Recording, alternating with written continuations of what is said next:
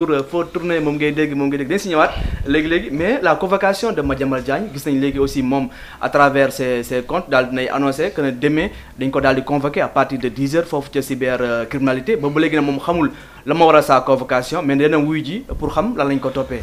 mais grand fii nag ñëpp la ñuy convoqué de man mii convoqué woon nañ ma fi temps yële. cybercriminalité jarul coow fii moom ñëpp la ñuy convoqué dañuy convoqué ñëpp soo demee. te nit ñu convoqué rek lañ ko convoqué. comme sénégalais. waaw ñëwal soo ñëwee ñoom dinañ la wax lañ lay doyee. waaye amul tamit amul benn spécificité par rapport ak ñeneen ñi dañ ko convoqué dina ñëw buur moom bu la woowee dina la wax. mais on dina wax tax mu woo la. on pense que sa convocation mën na lié aussi avec ses positions yi nga xam ne moo koy jël. non xamaguñu faut pas danser plus vite que la musique. Oui. comme dañu ko convoqué. na dem rek su dee am na lu ñu koy reproché dinañ ko wax bu dee ay leeral la ñu bëgg dinañ ko leeral pour man en fait pour ñu wax ci il faut que moom mu dem jàkkaarloog ndawal buur ne ko lii lañ lay toog lii moo tax ñu convoqué la loo ci xalaat parce que tamit c'est des gens yoo xam ne man est-ce que xam nga ne man dem naa fi cyber sécurité convoqué nañ ma fi convoqué nañ fi madame mais dañuy dem répondre nga dem ñu laaj la su dee dañuy gis ne kat dañ la war a téye ñu téye la bu ñu la waree bàyyi nga dem ñu daal la mais c'est des gens très respectueux wax dëgg yàlla c'est des gens très très respectueux et qui ñoo xam ni seen liggéey dañ koy def nii dans les règles de l'art. loolu c'est important mais tamit vu la contexte actuel Maxu gis nga tamit Bassirou Fofana moom moo ngi ci prison bi ak ñëpp ñi nga xam ne seen position xëy na xaw na ute ak la position du gouvernement moom tamit bi ñu ko convoqué ak li nga xam ne xew na li mu aussi wax ci l'affaire Badara Gadiaga ak Amadou Ba peut-être ñu bëri jàpp na xëy na. xam nga man dama jàpp ne. ni ma ko waxoon fii rek Bassirou Fofana. li mu wax. c'est vrai que du bëgguma waxul dëgg wala firi mais li mu wax ak la réalité bi y a une différence mais pour man parce que bu fekkoon le procureur moo autosaisir man je trouverais ça moins grave mais pour man le premier ministre le président de l'Assemblée nationale oui. Le fait que moom muy plainte contre Bassirou Fofana pour man y avait d'autres moyens yoo xamante ni Karim mu ngi wax tout à l'heure non jarul woon kaso beeg yooyu noonu pour man de wax dëgg yàlla ak Bassirou Fofana li ma koy waxee rek un simple démenti aurait suffi parce que tamit un journaliste xam nga un journaliste il vit de sa crédibilité. Journaliste crédibilité am lay dundee su waxee loo xamante ni amul nga ne ko kat comme da nga wax ne loo xam ne amul yow d'accord nga ne lii amul lii mooy dëgg defal un démenti. mais bëri na fii parfois des activistes sax yoo xamante ni dañuy wax loo xamante ni kat waaye dañuy jàpp ne wala ñu tooñ ñu condamné leen ne leen def leen seen page Facebook ne li ngeen waxoon ni amul alors que ngeen bàyyi ko fi un mois yoo xam ne doo leen ko effacé. xam nga loolu yëpp c'est des peines alternatives ce qu'on appelle des peines alternatives. mais pour man le président de l'Assemblée nationale doy tolluwaayam waroon na ko. mu bañ di porter plainte Bassirou Fofana boobu noonu ba ñuy yegg ci kaso. d'accord donc un simple démenti rek doyoon na. non mais attention loolu moo gën a ëpp moo ëpp humiliation gën a ko rëy. un journaliste qui vit de sa crédibilité. à un certain moment nga wax leen ni ñu démentir la ni nga wax nii amul nga nangu ne li nga waxoon nii amul. nga bind ko ñu forcer la nga bind ko. mais loolu dara gënu ko rëy. alors la convocation de Madiambal Diagne xamuñu ba léegi lan moo ko waral mais tamit la position bi nga xam ni le journaliste actuellement am na ko ban lecture nga ciy def. non man moom je suis démocrate jusqu'au bout des ongles.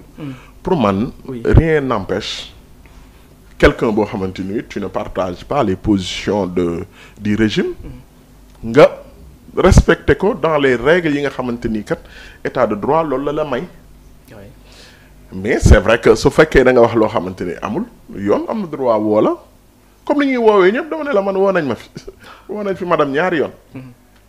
parce que on est dans un état de droit soo waxee loo xam ne waroo ko wax dinañ la woo. les arrestations aussi maa ngi koy évoqué sànq ak Karim bëri na ñu bëri jàpp ne xëy na loolu bu continuer rek mën na nekk recul ci wàllum démocratie surtout la liberté d'expression. waaw man loolu tamit xam nga problème bi mooy. oui.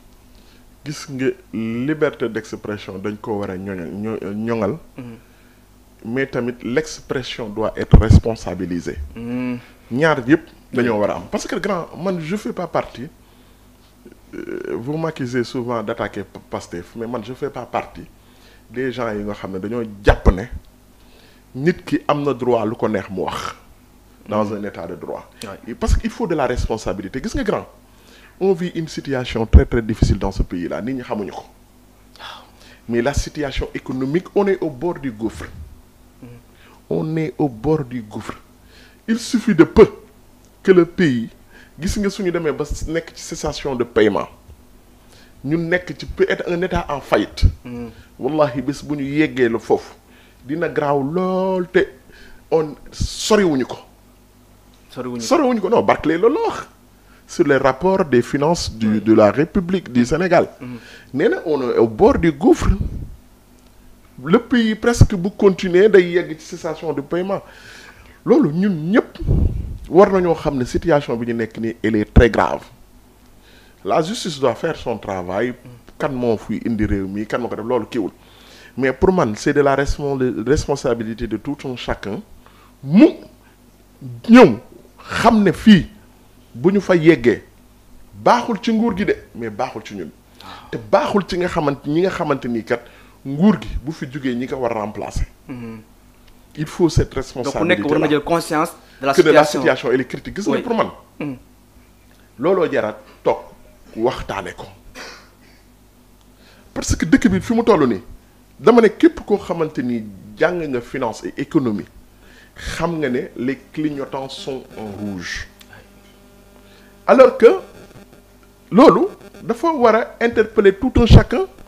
bala ñuy dem ci foo xamante ni kat xobbeeku bala ngay lakkale. waaw te la fagandiku. parce que la situation grande mais mine de rien de jour en jour la situation devient catastrophique.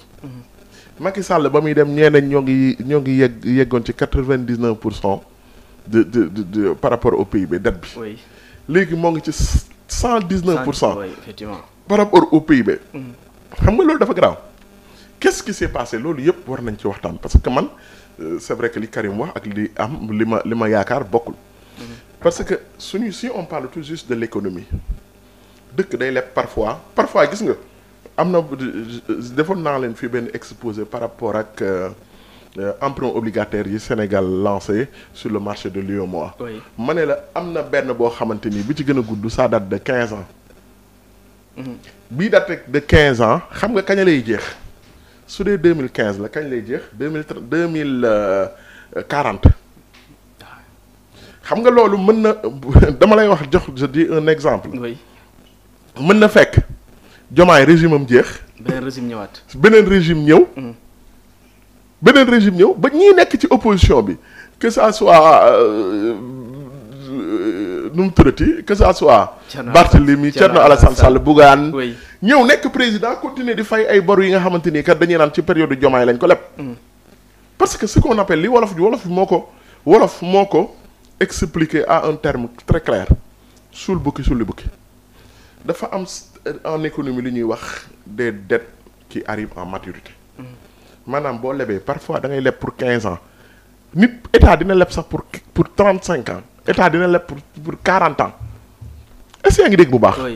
mais ña fa nekk ñooy fay te état dencul xaalis léegi su am na bor yoo xamante ni tey jii Diomaye da koy fay ça veut pas dire que Macky ko leb de am na nu muy demee sax Ablaye Wade moo ko leb.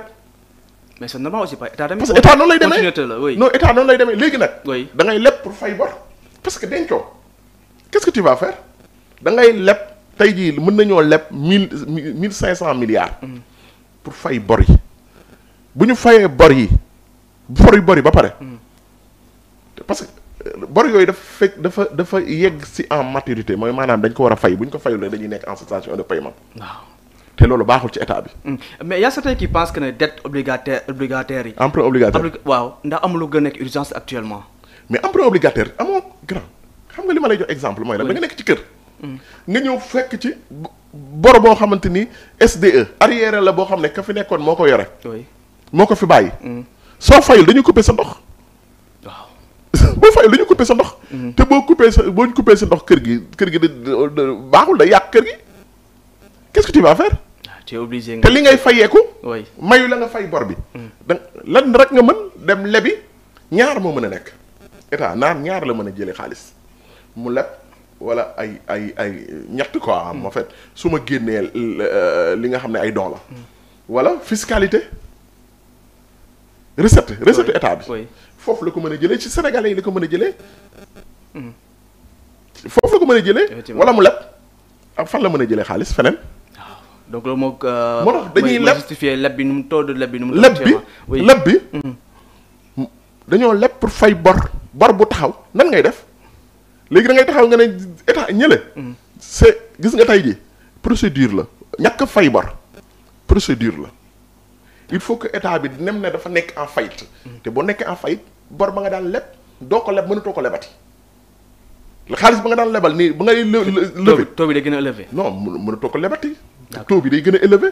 léegi leen nga mën. tu te rabats sur les institutions de Bretton Woods. FMI Banque mondiale. soo ñëwee ñu indil la plan drastique ce qu'on appelle un plan drastique un plan de redressement gis nga li ñuy wax nii Ousmane Sonko ne on va présenter un plan de redressement c'est normal parce que loolu c'est même pas l'État qui l'a